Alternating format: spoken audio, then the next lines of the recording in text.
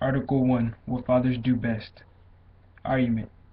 Fathers, they are better than mothers at teaching children how to deal with novelty and frustration, perhaps because they are more likely than mothers to encourage children to work out problems and address challenges themselves, from putting on their shoes to operating a new toy. This article is from an account from fathers that are primarily raising and teaching their children.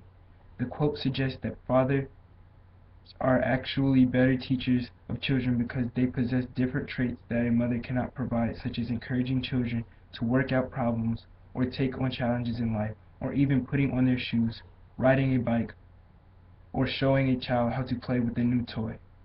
I don't think a father can provide a certain thing a mother can't provide for their children. Men are not normally the stay-at-home parent in our society in America. Children are not lacking in the case of a single-parent home because the lack of teaching of life skills, but people believe that because of society's view of taboo to that situation. More and more women work just like fathers in homes today, having the largest high of 4 out of 10 homes with children under 18, with the mother being the primary money maker in the house. That is still a majority of men being the workers, even though that is record high. Mothers have more interactions with the children, from their first words to their school homework. To say a father is best at teaching a certain thing can't be true, because raising a child with two parents is a joint effort, and even in a single-parent home, a child doesn't lack life teachings because of the lack of a male figure. A mom can teach the same thing a father can. Our society needs to realize that saying a certain sex doesn't have the ability to do something better than the opposite sex is a bold statement. To generalize the abilities of a certain group never fits all situations. We need to fix this "whatever a woman can do, a man can do better" mentality, and accept that it is all based on past experience and how you were raised, on experiences you share with your kid, or what you teach them. It is all about exposure of the parents. Article 2. Fidelity with a wandering eye. Women have grown dull, while men have grown smug, offering their hands when they do, as one might bestow a winning lottery ticket. "There you go, honey, I guess I've made your life." Having given that, they too often feel they have given all. They've done their bit in the kingdom of relationships, and their companions may now live happily ever after, which was the argument.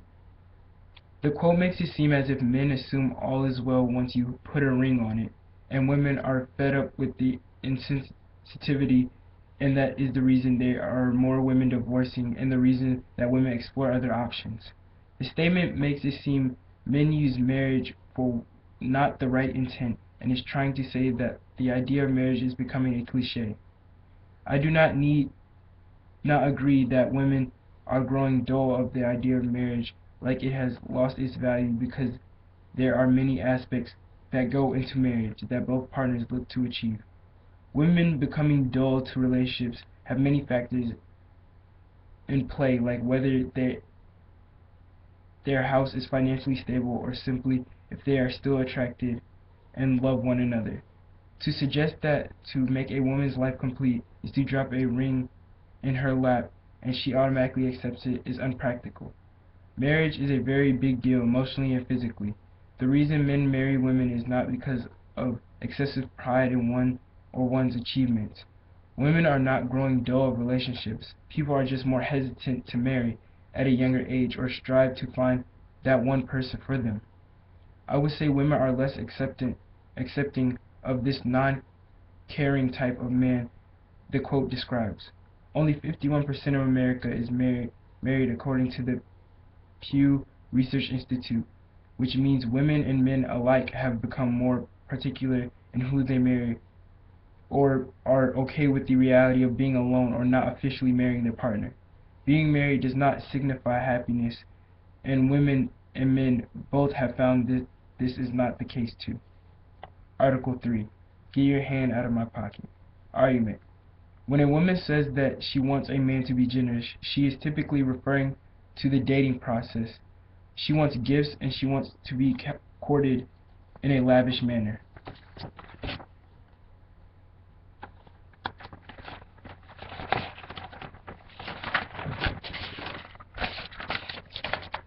The quote says that women are basically just after material things when it comes to relationships at this time instead of actually wanting to develop a bond.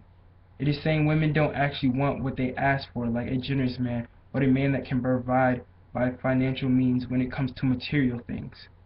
Daryl James, the writer of this that statement that stated this quote definition of what he thinks a woman means by having a generous man or a man that provides, I believe, is not to be the actual case.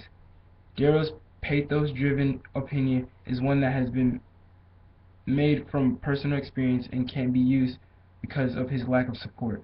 The woman Daryl James has described is not what we would call an ideal woman or a keeper per se, but all women who want a generous or financially capable man is not always high maintenance, as his statement suggests. Showering women with gifts when she asks is being naive and not understanding of her using you. Women who want a generous man want a man that is generous when it comes to non-material things. Wanting a man that is financially stable and capable of buying at least a meal during the dating process is not much to ask. A woman is not just trying to get at your pocket just because she has economic expectations when it comes to a guy displaying how much they are interested when it comes to material things. But I don't think the majority of women are specifically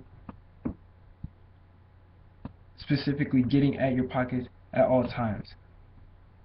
The woman he describes can be just the woman he has ran into. Daryl has not stated where he meets or the type of women he is looking for. Socially, it is expected for the man to buy women that they are interested in gifts once in a while, or at least pay for a date. Men need to get back to trying to be chivalrous instead of assuming that a woman's meaning behind being taken care of means them taking your money. Article 4. The Good Enough Mother. Argument. What the child care guru D.W.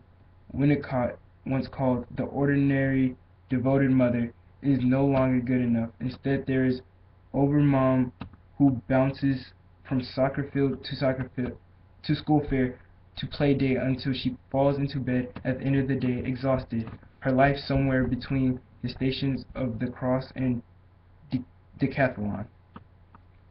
There has been a long debate on what is actually accepted as a good mother for this current generation, and some people say that a good mother is one that goes around following their child and putting everything aside in their life on hold just for their child. I don't believe a mother has to end her life goals, hopes, and dreams just to raise a child. Mothers should not be graded on how much they have to sacrifice for their child to be a good mother, but a good mother is just one that provides for their child. Mothers who go around and follow the child, almost micromanaging a child, is looked at as not a good mom at all. The ideal mom that was described in that statement is in fact not the standard that is looked for in adequate mothering. The ordinary devoted mom role can be played by a working mother, especially nowadays where 40% of mothers in America are the main source of income. It cannot be assumed that that large portion, almost half the mothers in homes, is not considered good because they are the ones providing for the families.